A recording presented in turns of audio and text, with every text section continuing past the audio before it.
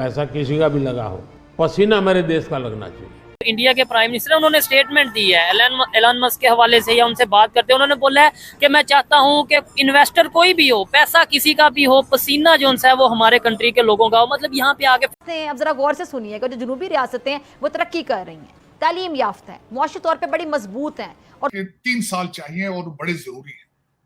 Factory लगाएं, हमारे लोग काम करें और पूरी दुनिया में उनका नाम भी हो। और दूसरा शुमाली रियासतें जहाँ गुर्बत है, जहालत है, बेरोजगारी है, लोगों के पास खाने के लिए रोटी नहीं है, काम भी जाए। उनकी जो कम्युनिटी है ना, हाँ। वो बड़ी हेल्पफुल है। ठीक है, ठीक है, वो एक दूसरे को हेल्प। और वक्त गुजरने के साथ साथ ये तकसीम भी बहुत गहरी और मजबूत होती जा रही है। अब भारतीय इलेक्शन की अगर मैं हाँ, और साथ में आप कह लें कि मतलब जितने बड़े नेटवर्क हैं यूके में स्पेशली, ठीक है, उनके सारे कस्टमर सर्विस जो हैं वो इंडिया से हैंडल होते हैं। तो मोदी ने हमेशा इंतहा पसंदी कह लें, दहशतगर्दी कह लें, मुस्लिम दुश्मनी कह लें, उसकी क्या रीजन है? ये चीज है FATF से पाकिस्तान ने जितने पॉइंट से बड़ी मुश्किल से कवर किए हैं वो ग्रे लिस्ट से निकला है। मेरा पहला ये क्वेश्चन है कि पाकिस्तान में किसके पास गारंटी है कि हुकूमत 3 साल चलेगी? सबसे अब चाहिए कि इस पॉलिसी को आगे लेके चलें ताकि बेहतरी आए, G20 की तरफ भी जाएं, जो कि हमने पाकिस्तान के खिलाफ भाषणबाजी को अपना हथियार बनाया इंतखाबात जीतने के लिए, और इसी बुनियाद पर इंतखाबात जीत। आपको लगता है, मतलब मुझे ऐसा नहीं लगता कि G20 2017 में अगर आप देखें 2017 में पाकिस्तान बहुत तेजी से ग्रो कर रहा था।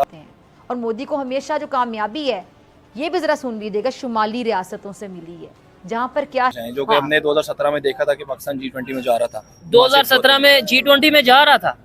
आज तक कोई रिफॉर्म हुई है पाकिस्तान के अंदर? हेलो दोस्तों, हिंदुस्तान उत्कर्ष चैनल में आपका स्वागत।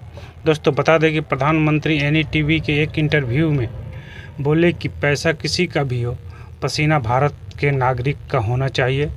यानी भारत देश में कोई देश इन्वेस्टमेंट करे, लेकिन उसमें जो काम करने वाला लोग होगा वह भारत का ही होगा। इसी बात को लेकर पाकिस्तान मीडिया चर्चा कर रही है कि भारत के मेड इन इंडिया को प्रधानमंत्री हर इंटरव्यू में प्रमोट करते नज़र आते हैं। और प्रधानमंत्री नरेंद्र मोदी ने कहा कि दुनिया भर से आने वाला निवेश का स्वागत है, लेकिन प्रोडक्ट में देश की मिट्टी का खुशबू होना चाहिए और इसके नागरिकों को मैन्युफैक्चरिंग प्रोसेस में शामिल किया जाना चाहिए।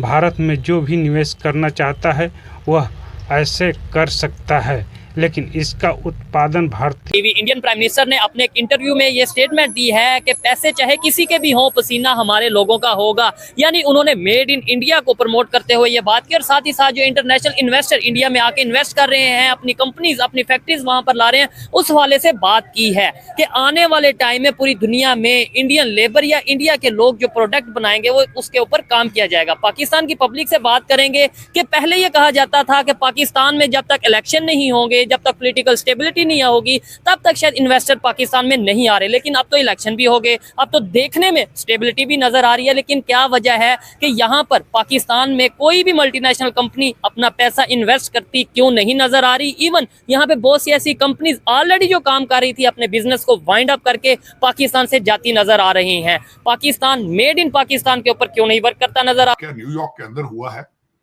कि अमेरिका के झंडे जलाए गए, हमास के झंडे लहराए गए और उसके बाद डेथ टू अमेरिका के नारे लगाए गए, और अमेरिकन कर रहे हैं। तो इससे अंदाजा ये लगाया जा सकता है कि पब्लिक के सेंटीमेंट्स जो हैं वो एंटी वॉर हैं, और अमेरिका एक बंद गली के अंदर फंसा है कि क्या करे, आगे कहां जाए। और मुसलसल वो नारे तो ये लगा रहे हैं कि हम अगर इजराइल ने रिटेलिएट किया तो हम इजराइल का साथ नहीं देंगे, लेकिन इनके पास कोई चॉइस नहीं है।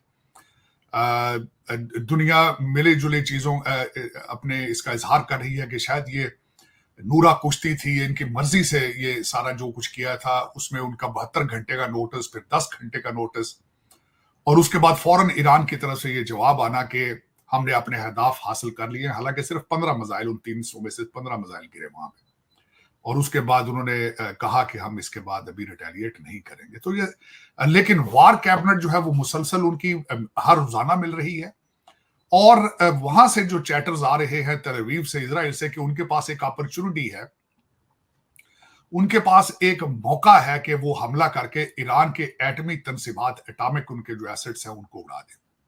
जब मैं इसको तफसील से पढ़ रहा था कि जो उनके पास, एक तो उन्होंने जब पिछली दफा इजराइल ने हमला किया था तो उसके बाद उन्होंने अपने एटमी जो एसेट्स हैं उनको उन्होंने मुख्तलिफ जगह पे स्प्रेड किया पहाड़ी इलाके में, ताकि मिसाइल अटैक से, एयर अटैक से बचाया जा सके। फिर वो अपने ज्यादातर एटॉमिक एसेट्स को अंडरग्राउंड ले गए, जेर जमीन।